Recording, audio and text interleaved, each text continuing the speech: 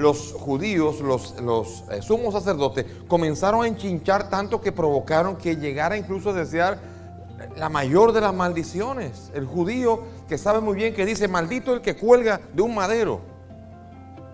Lo maldijeron entonces, como quien dice. Pidieron la maldición para él. Y entonces hasta el mismo Pilato dice, pero qué mal ha hecho. Espérense, señores, ¿qué es lo que estamos haciendo?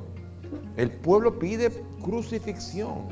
Fíjense, había entrado el pueblo diciendo, Hosanna. Hosanna significa sálvanos. Y ahora crucifícalo. Bien, aquí estamos en el mensaje sobrio, veloz, rápido y sobre todo directo de la narración de la crucifixión. Y aquí en esta narración viene a darse a entender que el sufrimiento tiene sentido y está en el plan de Dios. Se echaron hasta las suertes, las vestiduras, todo eso está, es un compacto de profecías, todas ellas que hacen referencia. Claro que en el Evangelio de Mateo sobre todo se dedica mucho a explicar cómo el Evangelio de Mateo está dedicado a los judíos.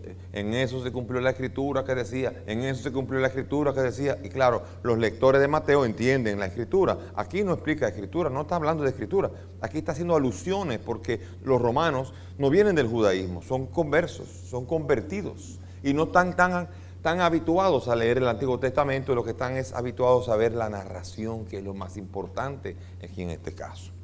Versículo 25. Era la hora tercia cuando le crucificaron y estaba puesta la inscripción de la causa de su condena, el rey de los judíos. Con él crucificaron a dos salteadores, uno a su derecha y el otro a su izquierda. Aquí el tiempo. ¿Cuál es la hora tercia? 9 de la mañana. 9 de la mañana. En Juan 19, 14 es a la sexta, curioso, a las 12 del mediodía. El rey de los judíos la condena.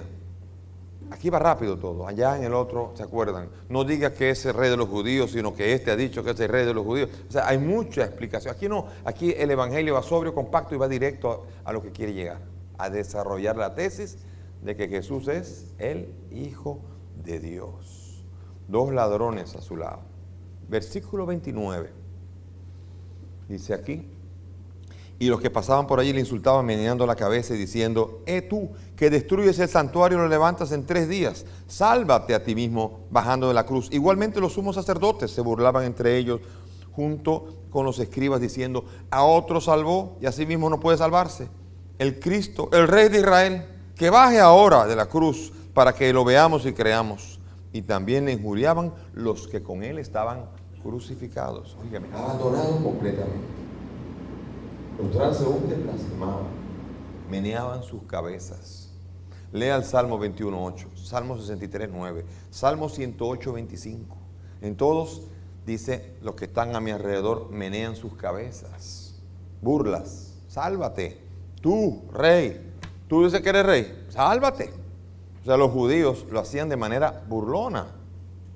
Se burlaban incluso los crucificados. Aquí la escena no puede ser más dramática. Es como en Roma. En Roma fácilmente se reunían 15 cristianos, 8, 9 cristianos, y venían los romanos y mataban a la mayoría. Se quedaban 2 o 3, uno se quedaba solo, abandonado. Se quedaba que tenía que buscar otros cristianos para tratar de identificarse, buscar dónde que están. Porque a veces mataban a todos los compañeros. O sea, la soledad que siente el que sabe que están detrás de él, eso es la que siente Jesús. Hasta los compañeros de cruz. En otros evangelios se presentan hablando. Aquí simplemente decía, y se burlaban. La narración es más corta, porque aquí lo importante no son los detalles, sino la narración que va veloz, rápida, directa. Y entonces, versículo 33, llegada la hora sexta, hubo oscuridad sobre la tierra hasta la hora nona, o sea, de las 12 a las 3 de la tarde. A la hora nona gritó Jesús con fuerte voz, Eloí, Eloí, lema sabactani, que quiere decir, Dios mío, ¿por qué me has abandonado? La hora sexta, 12, hasta una oscuridad tremenda, que significa luto, significa el poder de las tinieblas, significa presagio del final. Amós 8:9, el que le gusta tanto, Amós como Zacarías, dice, sucederá aquel día, oráculo de Yahvé, que en pleno mediodía yo haré ponerse el sol y cubriré la tierra de tinieblas en la luz del día. Caramba, es impresionante porque Marcos se nota que conoce la Escritura, pero como los demás no la conocen, es presentado gráficamente lo que en los judíos es presentado a nivel escriturístico, pero que los paganos, los gentiles que se han convertido no lo podrían entender. Pero uno puede ver cuántas reminiscencias. Y aquí la palabra Eloí, mi Dios. Cuando dice Elohim, pero Eloí es mi Dios, es una forma cariñosa de decir, Dios mío, Diosito. Dios mío, ¿por qué me has abandonado? Ese es el grito del Salmo. Salmo 22, el grito del abandono. Les invito a ustedes a leer el Salmo 22 y van a descubrir en el Salmo 22 una perfecta descripción de lo que está pasándole a Jesús aquí. Así que en este punto no va a los detalles, pero en otros evangelios dice, cita las Escrituras. Aquí no, aquí Eloí, lema sabactani, ¿por qué me has abandonado? Y aquí después los catequistas van a tener que explicar qué era el Salmo, porque en este momento no importa la Escritura, ni el cumplimiento de la Escritura, sino que lo que importa es la narración, porque están viviendo en carne propia los romanos lo que le está pasando a ellos. Por lo tanto, está Jesús abandonado completamente. Versículo 35. Al oír esto, algunos de los presentes decían, mira, llama a Elías. Fíjense, se equivocaron. No es eso lo que está haciendo, se equivocaron.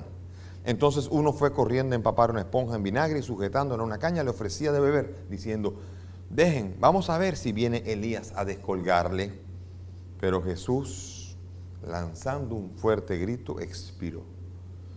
Y el velo del santuario se rasgó en dos, de arriba abajo. Al ver el centurión que estaba frente a él, que había expirado de esa manera, dijo, verdaderamente este hombre era hijo de Dios. Aquí la narración habla por sí misma. El centurión no tenía necesidad de palabras. Murió de una manera que es imposible que no sea otro. Los demás entendieron equivocadamente. Llama a Elías, no llama a Elías. Eloí y Elías son dos maneras diferentes. Quizá en el ruido, porque no estaba todo así, parecía que había tempestad, que había terremotos, que había momentos de tiniebla, estaba ahí lejanía. Elohim, ¿a quién está llamando? Está llamando a Elías. Había una tradición de que Elías vendría de nuevo. Entonces vamos a ver si viene a descolgarle. Y le dan vino. Le dan vinagre. Salmo 69, 22. Me ofrecieron vinagre para mi sed. Cuando uno va viendo esto, va viendo cómo el escritor, conociendo bien las Escrituras, no se dedica a citar las Escrituras, sino que lo que se dedica es a presentar en el relato vivencial cómo en él se cumple todo. Para que se cumplan las Escrituras. Entonces, cuando era Zacarías, dijo, le habrán dicho los lectores, ¿qué lectura? A lo mejor Zacarías. Porque los lectores no son conocedores de las Escrituras del Antiguo Testamento, y por eso Marcos no se dedica a hacerle un detalle, sino la maestría de Marcos está, que en el mismo relato está concentrado todo lo que en las Escrituras se cumple sin tener que citarlas. Esa es la fuerza de la narrativa que tiene Marcos, que no lo tiene ningún otro. Cada uno tiene su fuerza. La narrativa de Juan es que contempla. La narrativa de Mateo es que interpreta. Y la narrativa de Lucas es que invita a la misericordia, a entrar en el mundo. Es sugestivo, es atractivo, es carismático. Sin embargo, en el de Marcos es narrativo, profundamente narrativo. Y en la narración se dedica Marcos a consolar a los lectores que están allí. Entonces el vinagre, y dice a ver si lo descuelga Elías. Pero no lo descolgó Elías no descolgó a nadie. Sin embargo, entonces, lo que hace es dar un grito fuerte y murió. Y cuando muere, dice que el velo del templo se rasgó. El velo del templo se rasgó. Esto es el Padre mismo. Ante lo que ha ocurrido, es el Padre con el verbo schizomai, un verbo que indica el inicio del ministerio de Jesús. ¿Se acuerdan? Cuando Jesús fue bautizado por Juan Bautista, el verbo schizomai es utilizado cuando dice, y se rasgó el cielo y bajó una voz que dijo, este es mi Hijo amado. Y ahora, al fin del ministerio de la vida pública de Jesús, también hay una rasgadura. El ministerio público también termina con una rasgadura, como un signo de que aquí comenzó y aquí acabó el ministerio del Maestro. Con la muerte del Mesías, ahora se abre, y se abre no solamente el velo del templo, sino el velo que nos cubría para poder entender el plan de Dios. Ahora se va a abrir, y ahora todo el mundo va a poder entender lo que no había podido entender antes durante todo lo largo del Evangelio de Marcos. A lo largo del Evangelio de Marcos, la gente decía, ¿qué? Y tan cerrado tiene la mente, decía Jesús, tiene la mente embotada. Constantemente camina con la mente embotada y nadie entiende por qué multiplicó Jesús los panes, por qué caminó sobre las aguas. Nadie entiende nada. Y Jesús hacía milagros y ellos no creían y no entendían. Tenían la mente embotada. Pero hacía falta la muerte del Mesías para que comience a abrirse. Y el primero que ve detrás del templo, ¿cómo se llama? El centurión. Que cuando muere dice, pero ese era el Hijo de Dios. Por fin lo dijo. Nadie había entendido. Nadie había dicho que era el Hijo de Dios. El único que dijo que era el Hijo de Dios era, primero que nada, el mismo Padre. El mismo Padre dijo. Después, Él lo insinuó después en el juicio. En el juicio, Él insinuó que Él vendría sobre las nubes. Y nadie más entendía que Él era el Hijo del Padre. Y soltaron por eso al Hijo del Padre llamado Barrabás. Y no entendieron quién era Él. Finalmente el velo rasgado abre el entendimiento y permite entender la persona, el ministerio de la persona de Jesús. Verdaderamente este era Hijo de Dios. La revelación ahora se abre, el velo que cubría todas las dificultades para entender el misterio de la persona de Jesús ahora se rompe, se quita, se retira. Los místicos también hablan del velo. Los místicos cuando hablan del deseo de ver a Dios dicen, rompe este velo, quiero verte cara a cara, dice Santa Teresa, y dicen los místicos como San Juan de la Cruz, porque entienden que hay un velo que no permite descubrir a Dios tal como es.